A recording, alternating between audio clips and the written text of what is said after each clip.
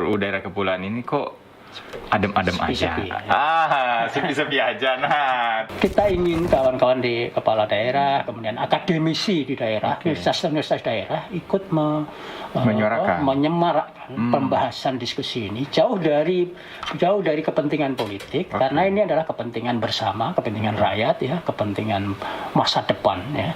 Substansinya semua ada di RUU daerah kepulauan Oke. untuk mengisi ketiganya. mungkin 3T nggak cukup, Bang. 10T kali. Jangan-jangan ini butuh 10T ini supaya segera disahkan RUU ini. Nah, apakah hanya nanti sekedar mimpi, ya kan? Iya. Atau menjadi semacam tumpuan dokumen kosong, ataukah menjadikannya ini bermakna?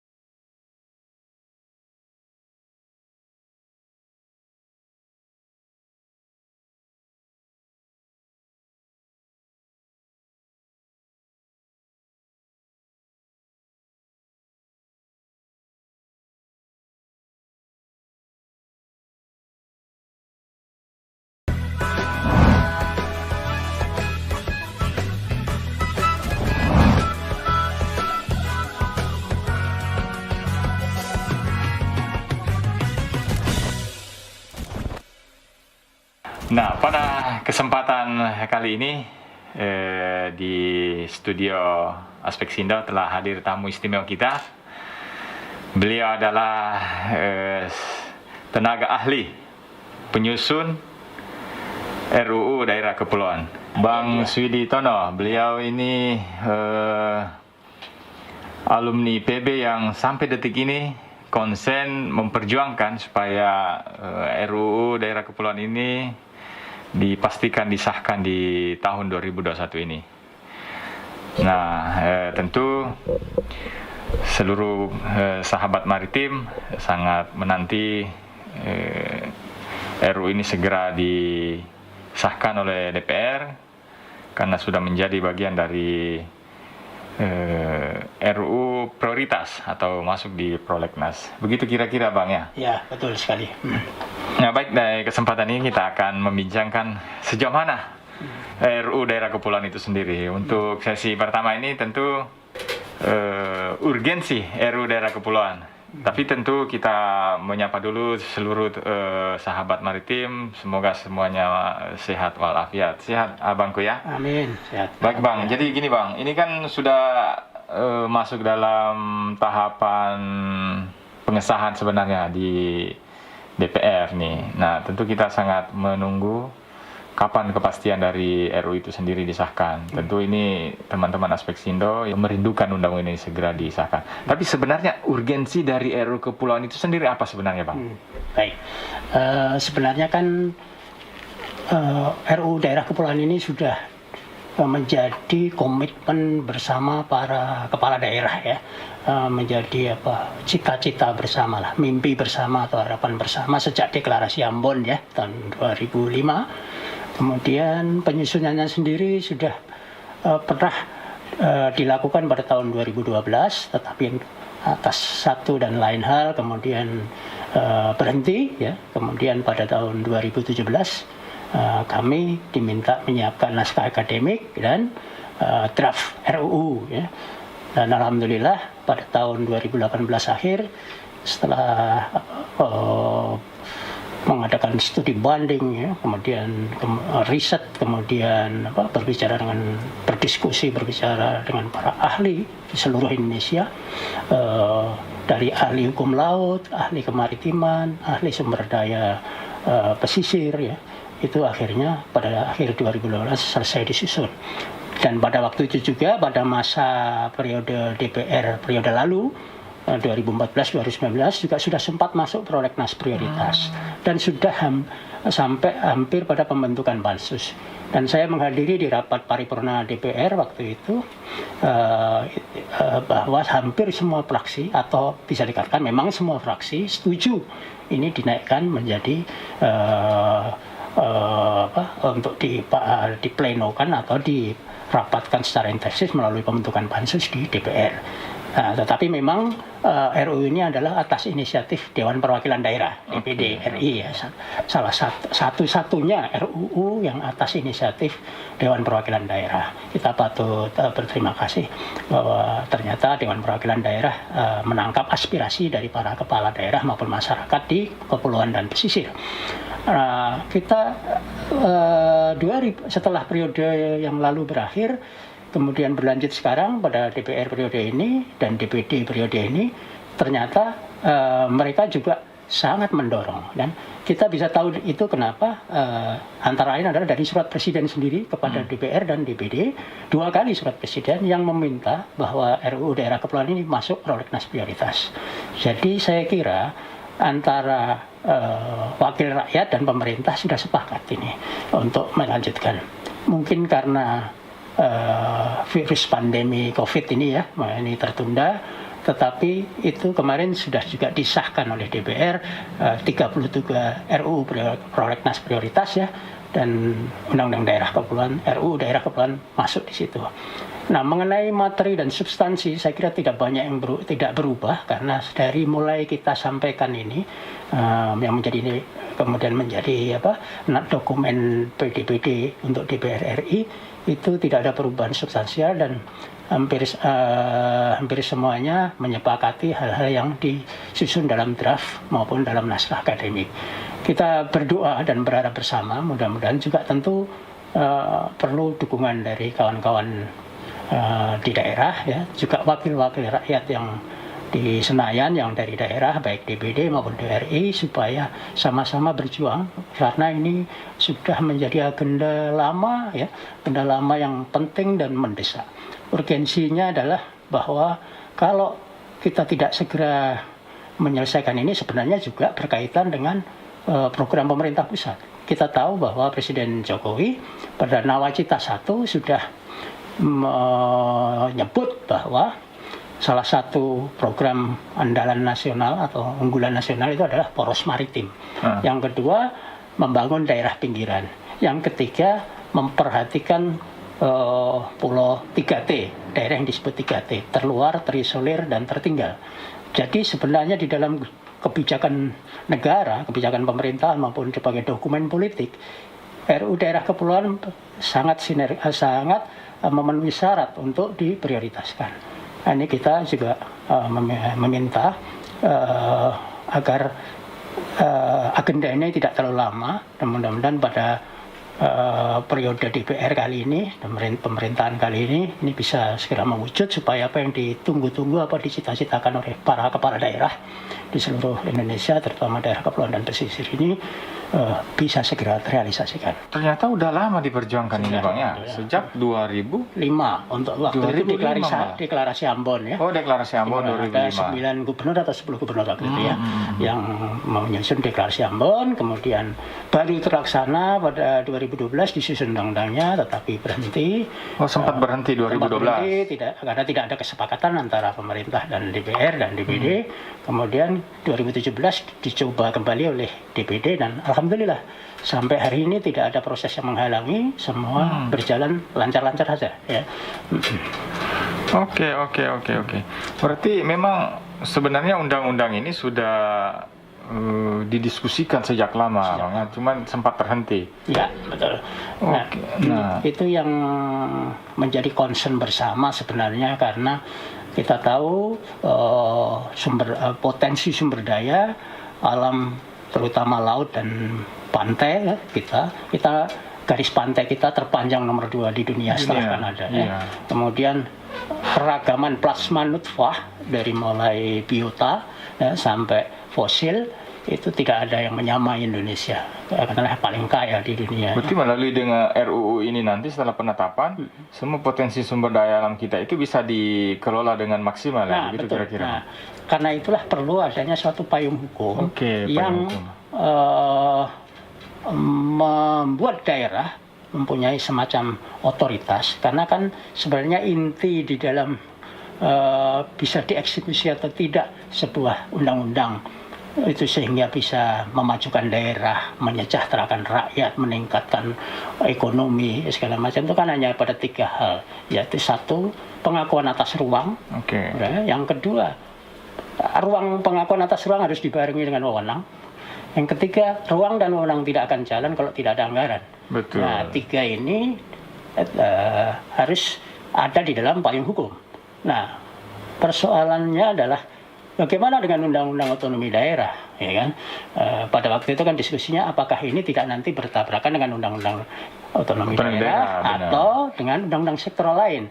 Nah, itu semua bisa disinergikan, kemudian juga tidak bertabrakan. Yang penting sekali adalah 3 hal tadi, ruang, wewenang, dan anggaran. Ruang dan anggaran. Nah, itu 3 ini sinergi dengan undang-undang lain. Kemudian yang paling penting juga adalah bahwa kita tahu semangat otonomi daerah ini kan paling titik sentralnya ada pada daerah tingkat 2, ada di kabupaten dan kota. Sehingga pada daerah-daerah yang memiliki ribuan, ratusan pulau, akan aneh kalau kepala daerahnya tidak punya wewenang untuk mengelola atau mengoptimalkan sumber dayanya untuk kesejahteraan rakyatnya. Betul. Nah, padahal jiwa dari otonomi daerah itu kan mendekatkan sedekat mungkin pelayanan pemerintah, regulasi pemerintah untuk kemajuan masyarakat. Nah, itu yang kita concern dari dulu itu, 3 ini. Nah, kenapa tidak undang-undang daerah kepulauan tidak kemudian menyebut atau memberi keistimewaan kepada daerah? Kenapa tidak seperti daerah istimewa Aceh, daerah khusus ibu kota Jakarta? Tentunya ada yang salah paham gitu, ya, kan? Banyak yang salah paham di sini. Kemudian tidak seperti daerah istimewa Yogyakarta, kemudian tidak seperti otonomi khusus Papua. Kita bilang, nah itu tadi supaya kita tidak mendelegitimasi undang-undang otonomi daerah, maka untuk daerah-daerah kepulauan tidak perlu ada sistem pemerintahan khusus. Karena sudah diatur dalam undang-undang otonomi daerah juga bahwa itu bukan suatu bentuk otonomi atau keistimewaan khusus. Ini hanya 3 hal tadi yang kita tekankan untuk daerah kepulauan dengan ciri yang ketimpangannya demikian lebar dengan daerah daratan, ya, antara Indonesia Timur, Indonesia Barat, antara daerah daratan dengan daerah kepulauan. Nah, ini harus ada diskresi atau ada semacam, bukan kelonggaran, tetapi semacam pemberian kewenangan yang lebih, pemberian pengakuan ruang yang lebih, dan kemudian pemberian anggaran. Karena kita juga tahu di daerah-daerah kepulauan tertentu khusus, kemudian di daerah-daerah tertentu juga ada masyarakat adat, di mana adat istiadat juga perlu dilestarikan, perlu dihormati, perlu dirawat. Nah, itu bisa dicakup semua di dalam undang-undang daerah kepulauan. Oke. Menarik sekali ini ternyata RUU dari kepulauan yang mungkin yang mendiskusikan tentang RUU ini mungkin agak-agak minim. Kita nggak tahu kenapa minim. Apakah RUU daerah kepulauan ini tidak terlalu banyak menyentuh masyarakat kepulauan dan pesisir, ya begitu Bang, ya, sehingga tidak terlalu seksi yang banyak diskusikan. Malah ini didorong oleh DPD yang biasanya kan kalau ada RUU itu kan banyak yang meributkan, tapi daerah kepulauan ini kok kurang diributkan begitu Bang, ya. Apa sebenarnya yang didapatkan pemerintah ketika RUU itu daerah kepulauan itu disahkan. Mungkin di situ nanti akan menjadi pembahasan kita. Kita akan lanjut di sesi berikutnya.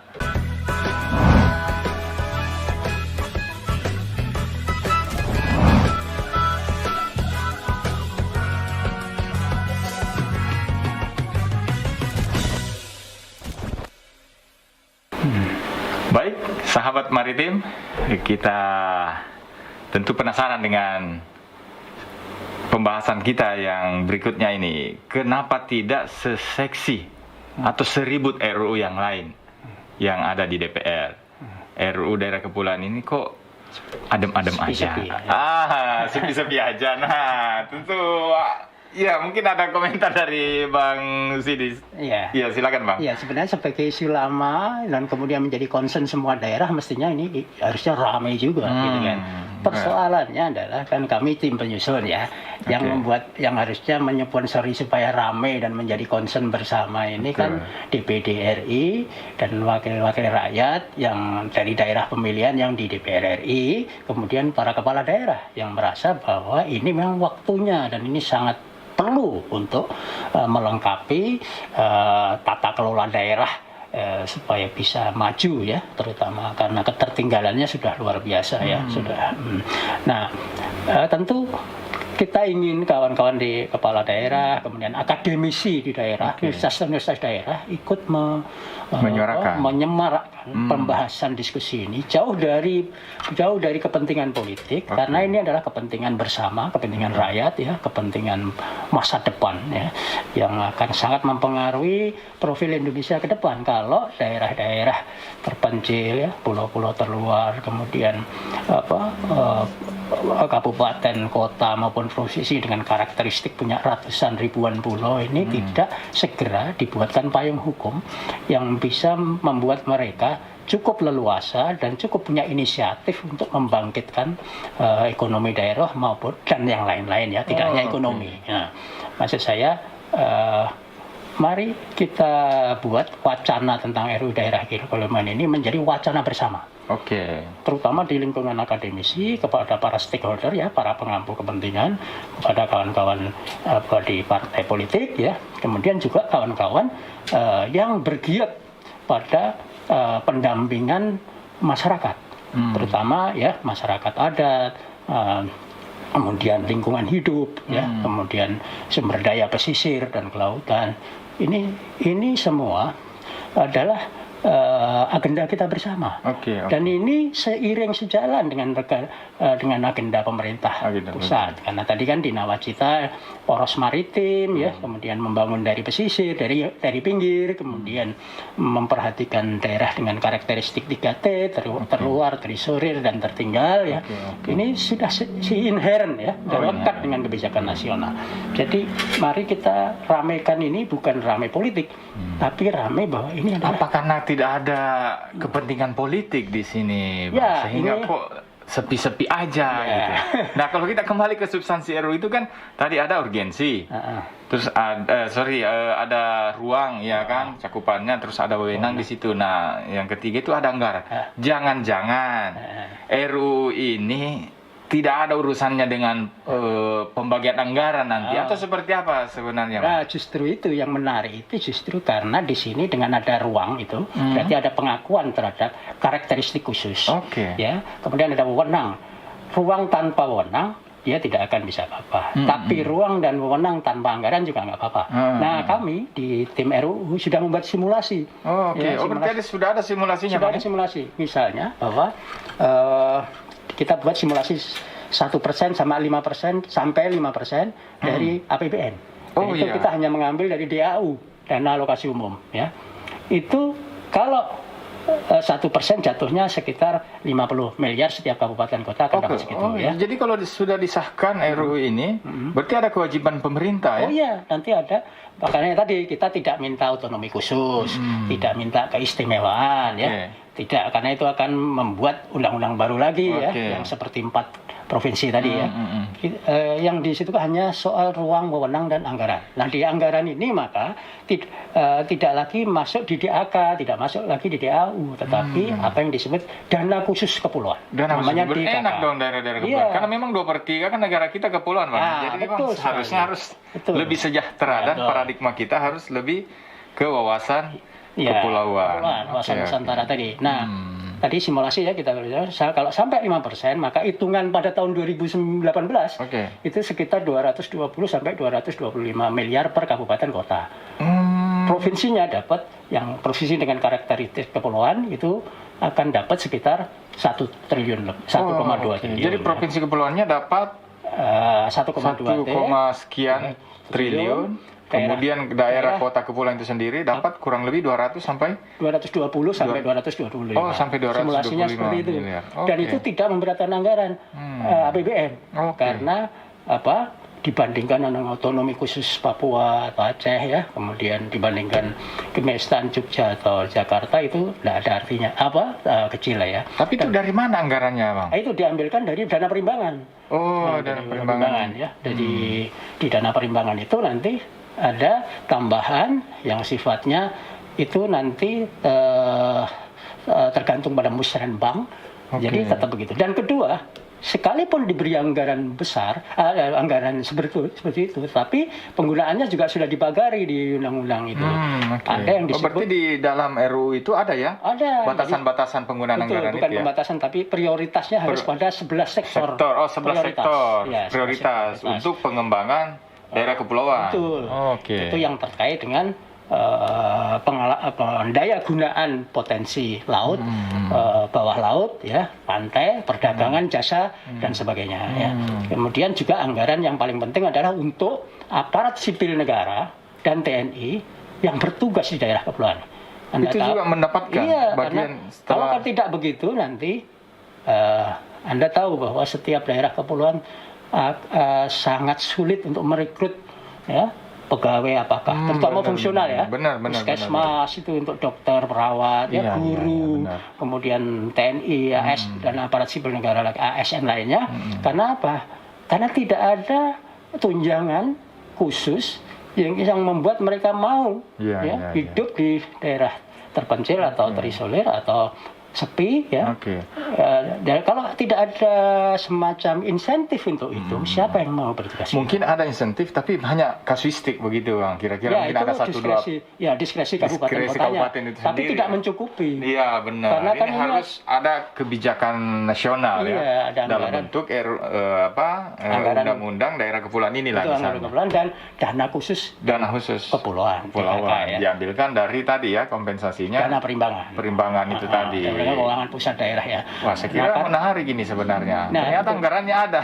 Iya, itu Oke, supaya oke. juga semua yang mengabdi di daerah kepulauan merasa terpenuhi kebutuhannya, benar. sehingga tidak mungkin kita Berarti di sini mengharapkan ada keadilan sosial juga Iya, sebenarnya. betul. Artinya yang tenaga-tenaga pegawai negeri itu ya, baik itu kesehatan, guru dan staf yang lain, ketika dia ditugaskan ke daerah yang agak jauh misalnya terpencil, ya negara bertanggung jawab Iya. atas kondisi itu. Oh, iya, termasuk saya kira. begini, termasuk pada daerah-daerah yang pada situ misalnya pada musim laut seperti ini. Iya, benar. Desember Ini atau kan agak susah nih, musim itu hujan. gelombang tinggi, segala Gelombang macam. tinggi, benar. Nah, harus ada stok pangan yang cukup. Betul. Itu semua di RUU kita Oh, itu ada ini diatur seperti itu semua. bahwa pemerintah untuk keperluan stok pangan pada daerah-daerah tertentu supaya harga stabil ya, Benar, mereka benar. tidak kesulitan, itu harus dicukupi. Iya, karena kalau itu nggak stabil, ya tentu kan harga pasti meroket. Meroket, dan padahal misalnya pendapatan atau daya belinya tetap, nah, itu akan kesulitan. Nah, jaminan-jaminan seperti itu ada semua diatur. Nah, nanti kita hanya perlu hanya perlu dengan pengalokasian anggaran yang sesuai dengan prioritasnya tadi ya. Prioritasnya tadi. Nah, prioritasnya tadi selain untuk pemanfaatan potensi ekonomi, juga untuk pemenuhan kebutuhan aparatur sipil negara ya kan, dan TNI Polri gitu. Nah, supaya ada keadilan tadi ya, keadilan, kemudian juga membantu meritokrasi yang jelas ke depan. Oke. Karena kalau orang di daerah terpencil tidak diperhatikan, lama-lama dia misalnya nggak naik pangkat ya, atau mutasinya lama, itu juga mempengaruhi motivasi orang, gitu kan, motivasi aparat ya. Kira-kira begitu. Oke, saya kira menarik ini RUU ini, memang harus kita perjuangkan ini. Berarti memang kembali harus diributkan ini, Bang. Kalau Ya saya, semoga saja sih ini apa namanya, pemerintah juga yang merasakan sekarang kondisi paradigma pembangunan yang tidak terlalu berpihak ke perspektif kepulauan ini bisa kembali sadar, wah ini ternyata kita butuh solidaritas ini, kesamaan nasib, kesamaan persepsi untuk membangun ya negara kita yang lebih besar. Betul. Karena 2/3 ini kan tentu potensi laut kita yang harus menjadi sorotan utama yang harus disentuh oleh negara. Nah, kira-kira bagaimana merealisasikan itu, Bang? nah ini kan maksud saya kan misalnya gini nih, ini kan ini Aspeksindo nih punya anggota kurang lebih 300 daerah, kabupaten dan kota misalnya. Nah, realisasinya itu seperti apa nanti? Nah, kira-kira? yang pertama saya tentu mengatakan ini masa pandemi ini kan masa bagus untuk introspeksi ya, Oke. untuk merenung ya. Nah ini termasuk merenungkan atau mempelajari substansi daripada RUU Daerah Kepulauan ini. Oke. Ini kesempatan yang baik untuk membuka kembali draft yang kita sudah susun. betul. Yang mudah-mudahan anggota Aspeksindo semua udah pegang. Ya. Iya, sudah kita Waktu itu sampaikan. kan di Balikpapan maupun di Bali dibagi di ya. Balikpapan kita sudah perbanyak. Itu kalau bisa dibaca lagi, kalau naskah akademik mungkin terlalu tebal, Betul. tapi draft RUU-nya kan cuma 30 sekian pasar ya. Betul. Itu bisa dilihat. Jadi kemudian dari situ mungkin masing-masing kemudian tergerak untuk berkoordinasi, untuk berdiskusi pada masing-masing anggota, pada semua anggota Aspeksindo, dan mungkin per wilayah atau bagaimana untuk mendiskusikan ini. Termasuk di sini kerelaan dari anggota Aspeksindo yang tidak masuk di dalam list, ya. Iya, karena banyak yang tanyakan begitu, Bang. Iya. Ini kok daerah saya kan banyak pulaunya, tapi kok nggak masuk Iya. dalam daftar Iya. daerah kepulauan Iya. gitu. Padahal kan punya pantai, punya pulau. Nah, itu harus merelakan. Ya, itu karena per definisi di Iya. RUU Daerah Kepulauan sudah jelaskan apa yang disebut, apa yang bisa disebut atau digolongkan ke dalam daerah kepulauan itu, baik kabupaten, kota maupun provinsi ya. Oke. Definisi itu bisa nanti kalau ada aspirasi kuat bisa diubah, tetapi itu tergantung semua kepada DPR dan DPD dan pemerintah. Ya kan? Betul. Kalau kami mempertanggungjawabkannya secara ilmiah, secara faktual, ya, secara kenyataan. Kan ada 8 provinsi yang tercakup menjadi provinsi daerah kepulauan, dan ada sekitar 86 kabupaten kota di luar yang 8 ya. Ya, itu non provinsi yang kepulauan. masuk menjadi kabupaten atau kota kepulauan ya. Nah, maksud saya semua provinsi, terutama 8 provinsi anggota Aspeksindo ini, kalau bisa menginisiasi ya kan, perdebatan publik, perdebatan akademis yang ilmiah ya, kemudian mewacanakan ini menjadi kebutuhan bersama, kepentingan bersama, kebutuhan mendesak bersama, supaya ini bisa bergulir ya. Kemudian menyampaikannya kepada wakil-wakil rakyat yang mewakili daerah pemilihannya, betul, di DPR maupun di DPD. Karena DPR ini kan semua dari daerah. Dari daerah, supaya mendorong pemerintah. Ini sekarang bolanya di pemerintah. Kalau DPR, DPD sudah sepakat, ya. Tapi bagaimana sekarang bolanya di? Iya, karena menunggu daftar isian masalah dari pemerintah yang dalam menanggapi draft RUU ini, ya. Nah, itu bolanya di pemerintah. Sampai hari ini pemerintah belum menyampaikan daftar isian masalah, ya. Ini kok rasa-rasanya saling lempar tanggung jawab ini, Bang. Kadang bolanya sudah di DPR, sekarang katanya kan 2019 kemarin kita sempat audiensi dengan DPR. Nah, bolanya katanya sudah di DPR nih. Kok ini berkembang lagi? Ini bolanya di pemerintah lagi nih. Nah, ini tentu menarik, Bang. Jangan-jangan ini hanya olahan isu-isu yang akan digoreng terus-menerus, berganti pemerintahan, kembali masuk prolegnas yang toh ternyata tidak akan disahkan ini sampai kapanpun misalnya, hanya bagian untuk menyenangkan DPD lah tanda petiknya. Ya, kita akan jawab itu Bang setelah sesi berikut ini.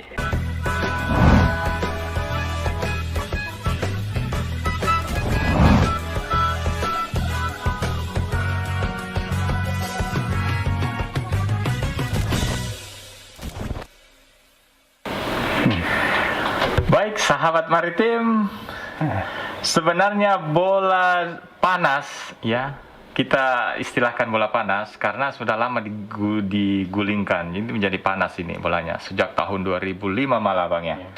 Masuk 2012 malah sempat dibahas masuk di prolegnas, sehingga ya kita menduga kuat ini sebenarnya hanya mainan politik aja untuk memastikan bahwa DPR ini sebenarnya menampung aspirasi DPD, begitu kira-kira Bang ya. Ini kan DPD ini kan yang pertama kali menggagas ini supaya ini segera ditetapkan menjadi sebuah undang-undang. Ya tentu kan DPD ini perwakilan daerah. Nah sebenarnya suara ini suara daerah, suara rakyat. Ini sejauh mana RUU ini sebenarnya? Apakah bolanya di pemerintah? Karena kan sempat berkembang isu ini bolanya di pemerintah nih, tertolak di Kemendagri bertentangan dengan beberapa peraturan perundang-undangan misalnya. Nah sebenarnya seperti apa ini Bang? Apakah betul ini bertentangan? Atau seperti apa sebenarnya? Bingung kita. Apakah jangan-jangan Pak Presiden kita ini, Pak Jokowi ini tidak serius gitu menjadikan Indonesia sebagai poros maritim, sehingga tidak membutuhkan RUU ini. Nah, silakan Bang. Mungkin Abang lah yang paling tahu ini sebagai orang yang mengawal dari setiap nafas undang-undang ini. Ya. Kalau ya, isu kan bisa kemana-mana ya. Siap. Tapi mari kita lihat faktanya. Ya, oke. Kita bicara fakta ya. Ya, fakta bahwa saat Presiden baik pada periode pertama beliau 2014-2019 sudah berkirim surat. Oh, sudah berkirim surat ke DPR untuk membahas undang-undang ini dan memasukkannya prolegnas prioritas. Kan kemudian sudah menugaskan tim di bawah pimpinan Kemendagri untuk segera rapat bersama dengan DPR. Ya. Ini pada tahun 2019. Ya, pada tahun 2020 bersurat kembali. Oh, Presiden bersurat kembali ya, 2020. Sehingga pada waktu itu Bu Puan Maharani, Ketua DPR, dan Pak Lanyala, Ketua DPD, bikin konferensi pers bahwa mereka bersepakat untuk memprioritaskan pembahasan RUU Daerah Kepulauan ini. Nah, kalau kita berdasarkan pada dokumen autentik itu, nah kan isu ini menjadi sebenarnya tidak relevan atau enggaklah mereka serius gitu ya. Tapi faktanya bahwa tadi saya bilang bahwa sampai hari ini pemerintah belum menyiapkan DIM. Gitu. Belum menyiapkan DIM? Ya, daftar rincian masalah. Itu belum menyiapkan apa sudah disiapkan? Bukannya DIM itu sudah... Belum sekalipun menyiapkan DIM untuk apalagi memulai rapat. Kan rapat baru bisa dimulai dengan DPR untuk pembahasan ini kalau draft yang dikirim draftnya sudah jadi ya. Draft kan udah jadi nih. Dan malah sudah ada bisa di-download kan Bang ya. Tanggapan pemerintah itu kan berupa DIM, daftar isian masalah. Ya kan? Apakah itu bertabrakan dengan undang-undang, melewati ketentuan undang-undang yang ada, itu kan, atau menihilkan undang-undang yang lain, segala macam kan itu ada di DIM. Ada di DIM. Keberatan. Sampai detik ini DIM belum ada. Nah itulah yang maksud saya harusnya didorong. Saya kira ini menghambat juga Bang. Terus untuk apa pemerintah menyurat ke DPR, sedangkan pemerintah sendiri belum mengisi DIM? Nah, surat itu kan ke DPR bahwa sepakat itu prioritas. Tembusannya ke kementerian, memerintahkan kementerian itu kan untuk segera menyiapkan apa saja yang diperlukan untuk pembahasan itu. Nah, kalau kita mengerti tata cara persidangan untuk membahas RUU itu kan yang pokok kan DIM. DIM ya, benar. Takutnya menihilkan undang-undang yang lain. Itu artinya kalau pemerintah serius, DIM-nya kan segera disusun. Oke. Atau jangan-jangan kalau nggak ada DIM bagus lagi cepat disahkan. Gitu kan. Nah ini kan yang ditugaskan membuat DIM ini kementerian itu terkait ya, bikin- ada Kemendagri, ada KKP, ada Kementerian Pertahanan, ada Maritim, Kementerian Perhubungan ya, karena Semua nanti ya. ada kapal, ada pelabuhan ya, kemudian betul. ada Kementerian Lingkungan Hidup, nanti ada perubahan Masyarakat adat, ya tata kan? kelola hutan Tata ya, kelola hutan, benar, segala benar. macam lingkungan gitu. Nah, nyusun DIM itu sendiri Bang, lama nggak ya? Sebenarnya kan itu tadi 2012 sudah pernah diajukan. Oh, pernah Kan berarti diajukan. mestinya ada dokumen keberatannya di mana. Tapi juga perlu saya garis bawahi bahwa apa yang dibikin draft RUU dan naskah akademik daerah kepulauan pada 2019 ini betul-betul baru ya. Oke. Betul-betul setelah kita mempelajari semua undang-undang yang berkaitan dengan daerah. Oke. Ya. Ada sekitar 50 sampai 70 undang-undang yang berkaitan dengan daerah yang kita verifikasi satu-satu supaya RUU daerah kepulauan ini tidak menimbulkan kesimpang siuran baru, ya kan? Tidak overlapping, kemudian tidak menihilkan, tidak bertolak belakang gitu ya. Nah, termasuk dengan undang-undang pokoknya yaitu undang-undang otonomi daerah, ya. Nah, kami pada posisi ini kan sebagai katakanlah kalau disebut kopi terlalu ini ya, salah satu yang menyusun ya supaya ini bisa diterima semua pihak, kemudian bisa menyamakan persepsi semua pihak. Kan berharap kalau pada posisi buntu begini, kalau kita sebut buntu ya, mudah-mudahan kan bukan karena pandemi ya, bukan karena pandemi. Tapi karena semua kan bisa divirtualkan ya, bisa dibahas secara virtual ya, bisa dibentuk komisi-komisi khusus kecil ya untuk tim kecil untuk membahas ini dari pihak pemerintah, dari pihak DPR dibantu DPD misalnya, kan bisa membuat tim kecil untuk segera membahas ini ya kan, supaya nanti pada saat misalnya dibentuk pansus itu betul-betul sudah jadi gitu kan. Nah pada proses ini kalau saya dan kawan-kawan sebagai tenaga ahli yang menyusun perlu sekali aspek sindo aspek sindo menginisiasi ya, memelopori. Apalagi kan Pak Bupatinya tidak masuk daerah kepulauan daerahnya ya. Bukannya kalau tidak masuk Bang, ya Anda ada kepentingan yang ngapain ngurus jadi itu? bagus karena tidak ada beban. Karena justru nggak ada kepentingan. Tidak ada beban. Nggak ada beban ya. Tampilnya juga nggak mencurigakan gitu ya. Dari sini murni memperjuangkan anggota, aspirasi anggota. Betul sekali. Saya kira menarik ini. Berarti di situ kan menjadi tokoh yang memiliki negarawan kuat gitu ya untuk memperjuangkan anggota. Sekarang Ketua Spesindo itu sebagai juru bicaranya para kepala daerah. Siap. Dan sangat momentumnya sangat tepat. Kemudian jangan nunggu pandemi. Nah, saya kira Pak Ketua ini akan dengarkan langsung nanti ini ya.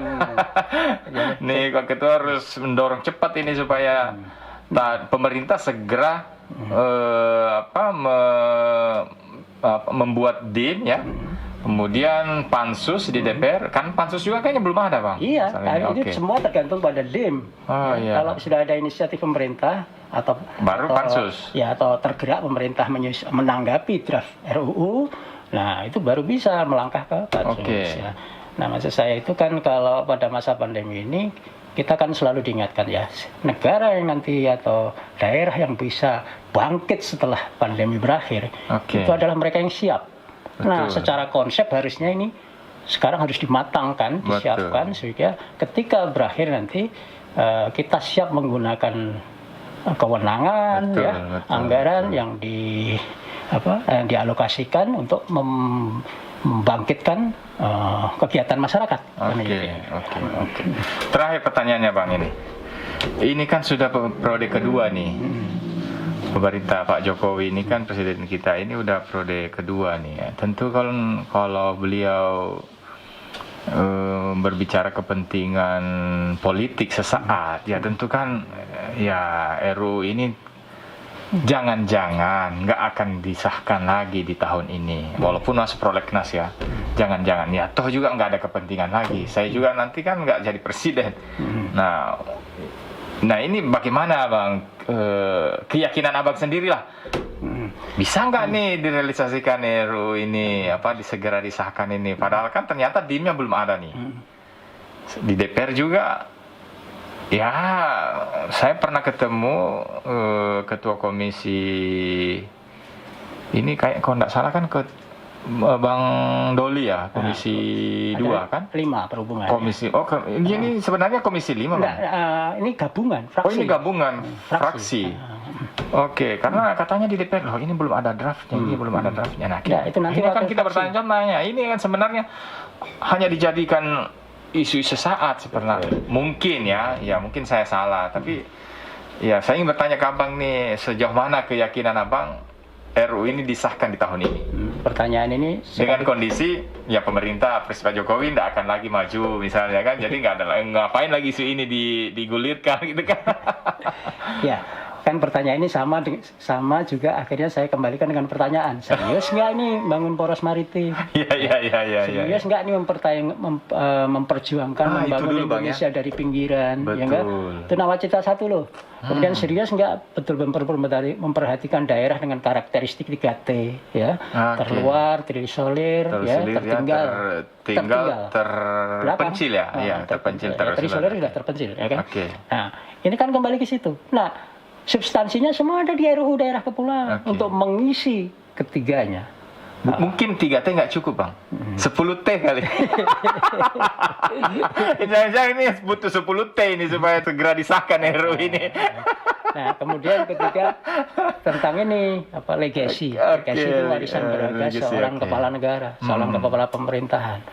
Anda sudah membuat sebuah konsep yang bagus, cita-cita yang bagus, mimpi yang membesarkan harapan. Apakah hanya nanti sekedar mimpi, ya kan? Iya.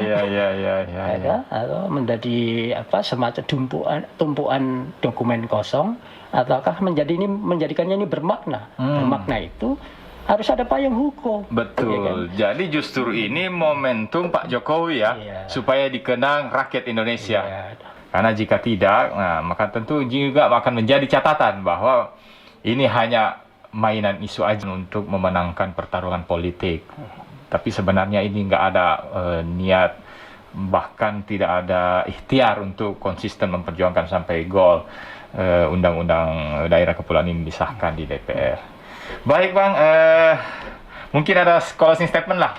Ya. 1 menit maksimal dari Abang terkait dengan diskusi kita yang luar biasa panjang ini, dan tentu bisa menjadi catatan kita semua ya, sahabat maritim dan seluruh anggota Aspeksindo yang tentu akan menyaksikan podcast kita pagi hari ini. Ya, terima kasih. Nah, sekarang kita kan ikhtiar sudah, doa tentu ya. Bola sudah dilempar. Nah, ada tanggapan atau tidak, kita serahkan kepada alam semesta. Ikhtiar kita harus terus kita perkuat, terutama pada Aspeksindo ya, yang punya anggota 300 lebih. Ikhtiar harus dibulatkan menjadi tekad kuat, kemudian dikonsolidasikan, disinergikan sehingga menjadi menjadi dokumen otentik ya, bahwa Aspeksindo pernah memperjuangkan ini dan ada dokumennya.